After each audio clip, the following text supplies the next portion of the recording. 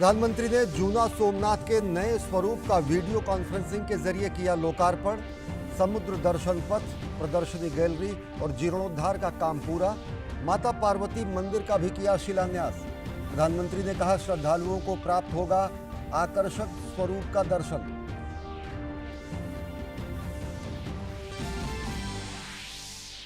प्रधानमंत्री ने सोमनाथ को बताया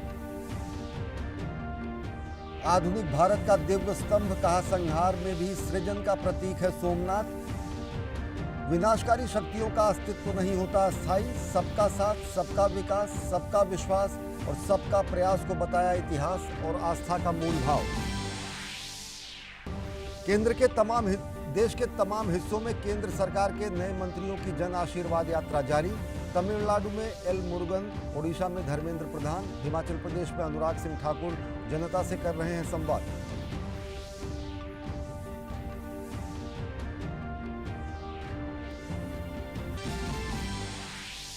भारत ने राष्ट्रव्यापी कोविड टीकाकरण अभियान के तहत अब तक लगाए 57 करोड़ 22 लाख से अधिक टीके। कोरोना के कुल सक्रिय मामलों का आंकड़ा 3,63,605, जो पिछले 150 दिनों में सबसे कम। रिकवरी रेट बढ़कर हुई 97.54%।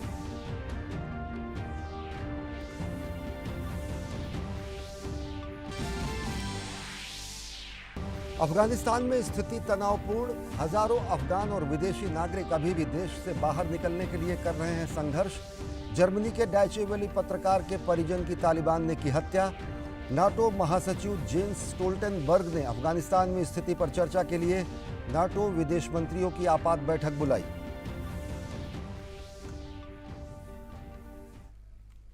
नमस्कार, मैं हूं अश्विनी कुमार मिश्र। देखते हैं खबरों को विस्तार से। प्रधानमंत्री नरेंद्र मोदी ने एक वीडियो कॉन्फ्रेंसिंग कार्यक्रम के जरिए गुजरात के सोमनाथ में धार्मिक क्षेत्र के लिए कई पुनर्विकास और जीर्णोद्धार परियोजनाओं का लोकार्पण और शिलान्यास किया। इन परियोजनाओं की लागत 100 करोड़ रुपए से ज्यादा है, जिनमें जूना सोमनाथ मंदिर का लोकार्पण भी शामिल है। मंदिर को कुल 3.5 करोड़ की लागत से पुनर्विकसित किया गया है। प्रधानमंत्री ने पार्वती मंदिर का भी शिलान्यास किया। मंदिर को सोमनाथ ट्रस्ट ने ऐतिहासिक मूल्यों और श्रद्धालुओं की सुरक्षा और सुविधा को ध्यान में रखकर विकसित किया है। प्रसाद परियोजना के तहत 47 करोड़ रुपए की लागत से श्रद्धालुओं के लिए सुविधा केंद्र, प्रदर्शनी स्थल और अन्य निर्माण कार्यों को पूरा किया गया है। उन्होंने नए कार्यों को युवाओं के लिए प्रेरणादायक बताया और इतिहास के प्रति समझ बढ़ाने का जरिया भी। यहां आने वाले श्रद्धालु जूना सोमनाथ मंदिर के भी आकर्षक स्वरूप का दर्शन करेंगे, नए पार्वती मंदिर का दर्शन करेंगे। इससे यहां नए अवसरों और नए रोजगार का भी सृजन होगा। यहां समुद्र दर्शन पथ, प्रदर्शनी, पिलग्रिम प्लाजा और शॉपिंग कॉम्प्लेक्स भी पर्यटकों को आकर्षित करेंगे। सोमनाथ एग्जीबिशन गैलरी का लोकार्पण भी हुआ है। इससे हमारे युवाओं को, आने वाली पीढ़ी को उस इतिहास से जुड़ने का, हमारी आस्था को उसके प्राचीन स्वरूप में देखने का, उसे समझने का एक अवसर भी मिलेगा। प्रधानमंत्री ने सोमनाथ मंदिर के पुनर्निर्माण की यात्रा को एक वैचारिक निरंतरता का प्रतीक बताया। उन्होंने डॉक्टर राजेंद्र प्रसाद, सरदार वल्लभ भाई पटेल के योगदान को याद किया और मंदिर को आधुनिक भारत का दिव्य स्तंभ करार दिया। उन्होंने कहा कि इतिहास से सीखकर वर्तमान ठीक करना चाहिए और नया भविष्य बनाने पर नजर होनी चाहिए। उन्होंने अयोध्या में बन रहे राम मंदिर को नए भारत का प्रकाश स्तंभ करार दिया। सोमनाथ मंदिर की पुनर्निर्माण से लेकर भव्य विकास की ये यात्रा केवल कुछ सालों या कुछ दशकों का परिणाम नहीं है। ये सदियों की दृढ़ इच्छा शक्ति और वैचारिक निरंतरता का परिणाम है। डॉक्टर राजेंद्र प्रसाद जी, सरदार वल्लभ भाई पटेल और कमा मुंशी जैसे महानुभावों ने इस अभियान के लिए आजादी के बाद भी कठिनाइयों का सामना किया, लेकिन आखिरकार 1950 में सोमनाथ मंदिर आधुनिक भारत के दिव्य स्तंभ के रूप में स्थापित हो गया। आज राम मंदिर के रूप में नए भारत के गौरव का एक प्रकाशित स्तंभ भी खड़ा हो रहा है। उन्होंने सोमनाथ मंदिर पर हुए बार बार हमलों का जिक्र किया और मंदिर को संहार में भी सृजन का प्रतीक बताया। प्रधानमंत्री ने कहा कि सोमनाथ प्रभास क्षेत्र यानी ज्ञान क्षेत्र कहलाता है। उन्होंने कहा कि सत्य को असत्य और आस्था को आतंक से कभी कुचला नहीं जा सकता। विश्व के लिए एक विश्वास है और एक आश्वासन भी है। जो तोड़ने वाली शक्तियां हैं, जो आतंक के बलबूते साम्राज्य खड़ा करने वाली सोच है, वो किसी कालखंड में कुछ समय के लिए भले हावी हो जाए, लेकिन उसका अस्तित्व कभी स्थायी नहीं होता। वो ज्यादा दिनों तक मानवता को दबाकर नहीं रख सकती। प्रधानमंत्री ने देश के धार्मिक स्थलों को एक भारत श्रेष्ठ भारत की एक रूपरेखा करार दिया। उन्होंने कहा कि इतिहास और आस्था का मूल भाव है सबका साथ, सबका विकास, सबका विश्वास और सबका प्रयास। सबका साथ, सबका विकास, सबका विश्वास और सबका प्रयास। 12 ज्योतिर्लिंग पूरे भारत को आपस में पिरोने का काम करते हैं। इसी तरह हमारे चारों धामों की व्यवस्था, हमारे शक्ति पीठों की संकल्पना, हमारे अलग अलग कोनों से अलग अलग तीर्थों की स्थापना, हमारी आस्था की ये रूपरेखा वास्तव में एक भारत श्रेष्ठ भारत की भावना की ही अभिव्यक्ति है। प्रधानमंत्री ने कहा कि पर्यटन मंत्रालय देश में इस तरह से आधारभूत संरचना के विकास की ओर बढ़ रहा है जिसकी बदौलत सांस्कृतिक समृद्धि को जानने समझने का अवसर तो मिलेगा ही, साथ ही साथ पर्यटन के क्षेत्र में रोजगार के नए अवसर सृजित होंगे। हमारा पर्यटन मंत्रालय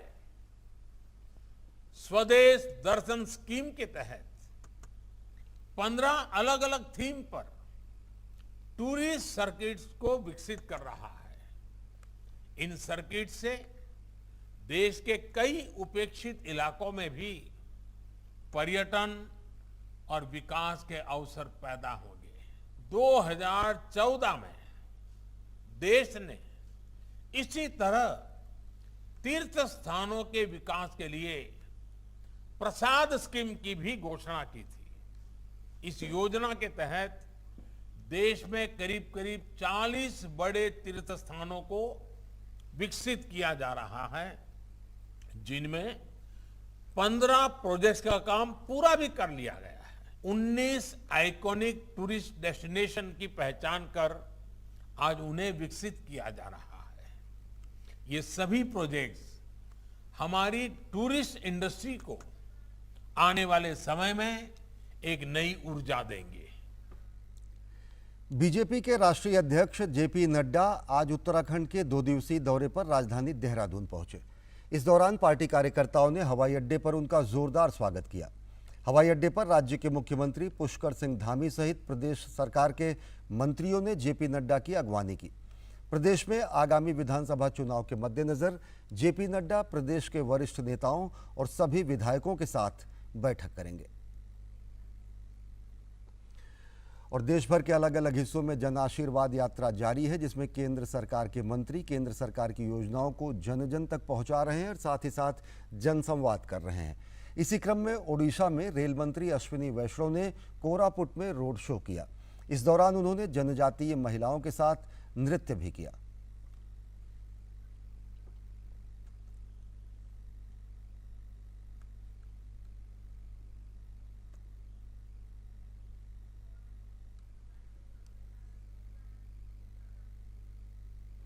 केंद्रीय ऊर्जा मंत्री आर.के. सिंह ने जन आशीर्वाद यात्रा के तहत आज बिहार के औरंगाबाद में एक बुद्धिजीवी संगोष्ठी में हिस्सा लिया।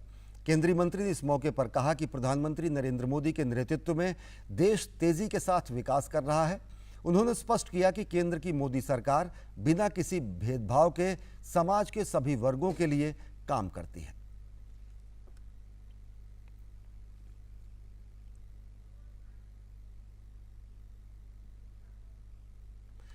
हिमाचल प्रदेश के बिलासपुर में जन आशीर्वाद रैली को संबोधित करते हुए केंद्रीय मंत्री अनुराग सिंह ठाकुर ने कहा कि केंद्र की सरकार ने राज्य के विकास के लिए अनेक काम किए हैं।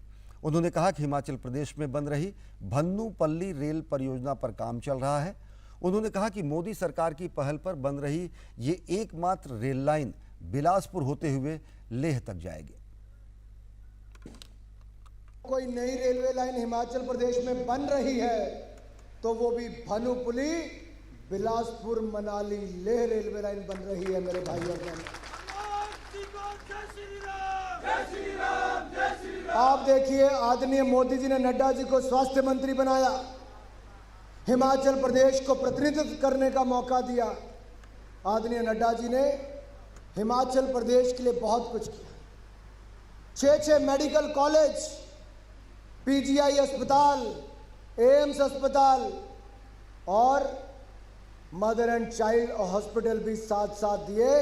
4000 करोड़ रुपए के प्रोजेक्ट आदरणीय मोदी जी के नेतृत्व में जगत प्रकाश नड्डा जी ने हिमाचल प्रदेश को देने का काम किया।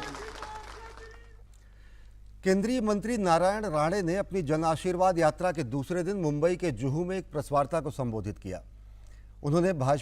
उन्होंने कहा कि भाजपा सरकार गरीबों की सरकार है और मोदी सरकार द्वारा शुरू की गई योजनाएं इस बात को प्रमाणित करती हैं। उन्होंने जनधन योजना समेत तमाम योजनाओं का जिक्र करते हुए कहा कि सरकार ने महिला सुरक्षा, गरीबी उन्मूलन, आंतरिक सुरक्षा समेत अन्य क्षेत्रों में सर्वश्रेष्ठ काम किया है।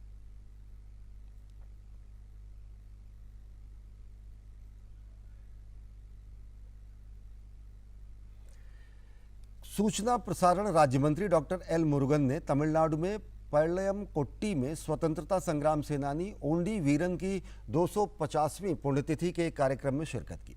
ओंडी वीरन एक स्थानीय क्षत्रप पुलिथेवर के सेनापति थे और ब्रिटिश ईस्ट इंडिया कंपनी के साथ 1755 के युद्ध में शामिल थे। अपनी वीरता और रणकौशल के लिए ओंडी वीरन तमिलनाडु की संस्कृति में महानायक के रूप में आज भी याद किए जाते हैं।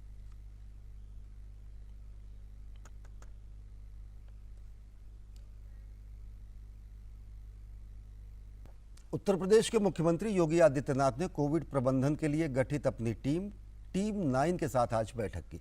बैठक के दौरान प्रदेश में बेहतर होती स्थिति के मद्देनजर रविवार की प्रदेशव्यापी साप्ताहिक बंदी को खत्म कर दिया गया है। फिलहाल राज्य में रात्रिकालीन कर्फ्यू रात 10 बजे से सुबह 6 बजे तक लागू रहेगा।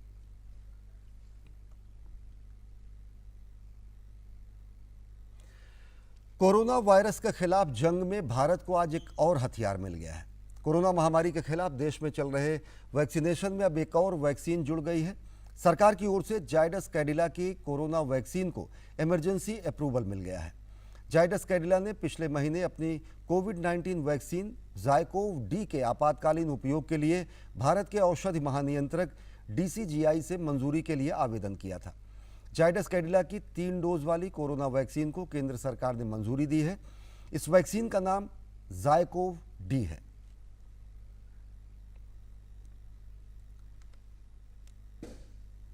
जबलपुर से नई दिल्ली के बीच इंडिगो की नई विमान सेवा की शुरुआत हुई है। इसके वर्चुअल उद्घाटन समारोह में नागरिक उड्डयन मंत्री ज्योतिरादित्य सिंधिया, राज्य मंत्री रिटायर्ड जनरल VK सिंह और मध्य प्रदेश के मुख्यमंत्री शिवराज सिंह चौहान मौजूद रहे। हर नागरिक को आवागमन में सुविधा हो और उनके विकास के लिए नए दरवाजे खुले, इसी श्रृंखला में जबलपुर से नई दिल्ली के बीच हवाई सेवा की शुरुआत की गई है।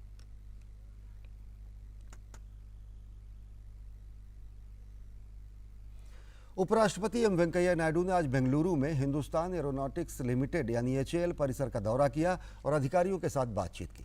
इस दौरान उन्होंने हल्के लड़ाकू विमानों सहित कई और विमानों की जांच की। सभा को संबोधित करते हुए उपराष्ट्रपति ने कहा कि वो सार्वजनिक क्षेत्र के उपक्रम का दौरा करके बेहद खुश हैं। उन्होंने कहा कि कर्नाटक एरोस्पेस उद्योग की राजधानी बनने की राह पर है। साथ ही उन्होंने हल्के लड़ाकू विमानों तेजस और अन्य विमानों के लिए HAL की सराहना की। उन्होंने स्वदेशी रूप से इन डिज़ाइन एयरक्राफ्ट के लिए HAL को शुभकामना भी दी। उपराष्ट्रपति ने कहा कि हमें नवाचार के लिए और प्रयास करना चाहिए जो देश के विकास का मार्ग प्रशस्त करेगा। उन्होंने कहा कि हमें भविष्य में भारत को एक हथियार निर्यात करने वाला देश बनाना है। इस कार्यक्रम में कर्नाटक के राज्यपाल थावरचंद सिंह गहलोत और HAL के कई वरिष्ठ अधिकारी भी उपस्थित थे।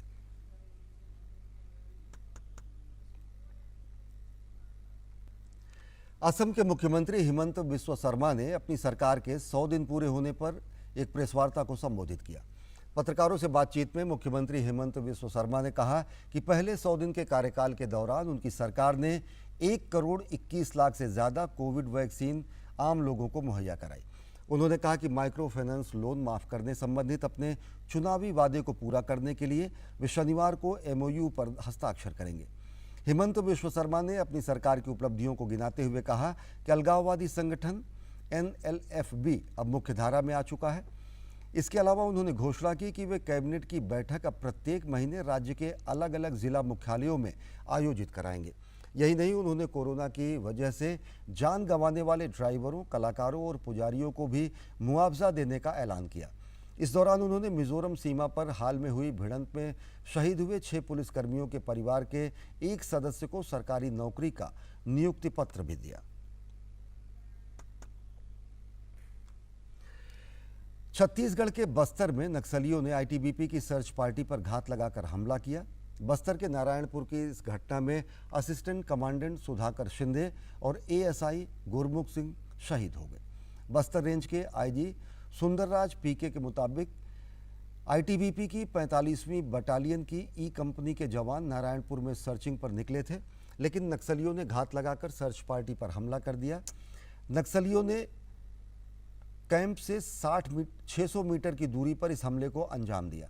हमले के बाद नक्सली शहीद हुए ITBP अधिकारियों की एक AK-47 राइफल सहित 2 बुलेट प्रूफ जैकेट भी ले गए। नागरिक उड्डयन मंत्री ज्योतिरादित्य सिंधिया ने कहा है कि कोरोना काल में 100 से अधिक देशों से वंदे भारत मिशन के तहत 71 लाख से अधिक भारतीयों को स्वदेश लाया गया। वहीं इसी अवधि में 57 लाख से अधिक यात्रियों ने भारत से विदेश की यात्रा की। उन्होंने कहा कि हाल ही में अफगानिस्तान में जो स्थिति हुई है उसमें भी हमारे मंत्रालय ने रोज फ्लाइट उड़ाकर काबुल से हमारे सभी नागरिकों को वापस लाने का कार्य किया है। हाल में जो अफगानिस्तान में स्थिति हुई उसमें भी हमारे मंत्रालय ने रोज फ्लाइट उड़ाकर काबुल से हमारे सभी नागरिकों को वापस लाने का कार्य किया है। पिछले रविवार तक हमारी फ्लाइट्स चल रही थी रोज। उसके बाद नोटैम का नोटिस इशू हो गया, नोटिस टू एयरमैन कि काबुल का एयर स्पेस बंद हो चुका है। लेकिन उसके बाद भी हमारे प्रधानमंत्री जी का जो संकल्प था कि हर भारतीय नागरिक की जिम्मेदारी हमारी होती है और भारतीय वायुसेना का C-130 Hercules globe master aircraft को काबुल हम ले गए और हर दिन हम वहां से 130 से 150 हमारे नागरिकों को सुरक्षित घर वापस लेके आ रहे हैं। अफगानिस्तान में तालिबान धीरे धीरे अपने पुराने ढर्रे पर लौट रहा है। तालिबान के ताज़ा निशाने पर अब पत्रकार और उनके परिजन हैं। जर्मनी की समाचार संस्था डॉयचे वेले में काम करने वाले एक पत्रकार को निशाना बनाने निकले तालिबानी आतंकवादियों ने उनके एक परिजन को गोली मारकर मौत के घाट उतार दिया। तालिबान काफ़ी समय से घर घर में तलाशी लेकर पत्रकारों की खोज खबर ले रहे थे और ये तलाशी अभियान चला रहे थे। ताज़ा घटना के बाद पत्रकारों के परिजनों में खौफ है और वे अपने घर छोड़कर भाग रहे हैं। जानकारी के मुताबिक डॉयचे वेले के कम से कम 3 पत्रकारों के घरों में तालिबानी आतंकी छापेमारी कर चुके हैं। DW के महानिदेशक ने बयान जारी कर पत्रकारों को निशाना बनाए जाने की निंदा की है और जर्मन सरकार से कार्रवाई की मांग की है। राष्ट्रीय स्वच्छ गंगा मिशन की 36वीं कार्यकारी समिति की बैठक में उत्तराखंड में 6 प्रदूषित नदियों के स्ट्रेच के संरक्षण और संवर्धन से जुड़ी नई परियोजनाओं को मंजूरी दी गई। ऐसा पहली बार है जब नमामि गंगे अभियान के तहत कुमायूं क्षेत्र में नदी अपशिष्ट प्रबंधन के लिए काम हो रहा है। देश में नदियों के प्रदूषित हिस्सों की पहचान करने वाली सीपीसीबी की रिपोर्ट के अनुसार उत्तराखंड राज्य में कुल 9 प्रदूषित स्ट्रेच हैं, जिसमें से 6 जिला उधम सिंह नगर में हैं, जो कि अलग अलग सहायक और छोटी नदियों जैसे भेला, ढेला, किच्छा, नंदौर, पिलंखा और कोसी में हैं, जबकि 2 स्ट्रेच रिस्पना, बिंदाल और सुसुआ के हैं, जिन्हें IND रिस्पना बिंदाल परियोजना में शामिल किया जा रहा है, जिसका क्रियान्वयन नमामि गंगे कार्यक्रम के तहत किया जाना है। जबकि एक स्ट्रेच जो गंगा नदी का ही हिस्सा था, उस पर पहले से ही जगजीतपुर STP परियोजना के अंतर्गत कार्य किया जा रहा है। भेला नदी पर 2 नालों को टैप किया जाएगा, जबकि 3 MLD के 2 STP प्लांट बनाए जाएंगे। ढेला नदी पर 4 नालों को टैप किया जाएगा, जबकि 10.80 MLD के 3 STP बनाए जाएंगे। किच्छा नदी पर 6 नालों को टैप किया जाएगा, जबकि 3 MLD के 1 STP प्लांट को बनाया जाएगा। कोसी नदी पर 3 नालों को टैप किया जाएगा और 0.50 MLD के 1 STP को बनाया जाएगा। नंदौर नदी पर 1 नाले को टैप किया जाएगा, जबकि 3 MLD के 1 STP प्लांट को बनाया जाएगा। पिलंखर नदी पर 1 नाले को टैप किया जाएगा, जबकि 10 MLD के 1 STP बनाए जाएंगे। नमामि गंगे कार्यक्रम के तहत उधम सिंह नगर में सीवरेज योजना ढेला नदी फेज 1 के अंतर्गत कुल 199.36 करोड़ रुपए स्वीकृत किए गए हैं। इस परियोजना के तहत 30.30 MLD की कुल उपचार क्षमता के लिए 9 STP का निर्माण किया जाएगा। वहीं कुल 17 नालों की टैपिंग भी सुनिश्चित की जाएगी। इस परियोजना के साथ ही उत्तराखंड राज्य के सभी प्रदूषित स्ट्रेच को पॉल्यूशन अबेंडमेंट प्रोजेक्ट के तहत कवर किया गया है। नमामि गंगे योजना का मकसद न सिर्फ गंगा की मुख्य धारा को स्वच्छ करना है, बल्कि गंगा की सहायक नदियों को भी स्वच्छ करना है। इसके लिए पहली बार उत्तराखंड के गढ़वाल में कुल 32 परियोजनाओं को पूरा करने के बाद अब कुमाऊं क्षेत्र में बहने वाली गंगा की सहायक नदियों पर परियोजनाएं चलाई जा रही हैं। तो निर्मल गंगा और अविरल गंगा के लिए प्रतिबद्ध है केंद्र सरकार। हिंदी समाचारों के इस बुलेटिन में फिलहाल इतना ही। नमस्कार।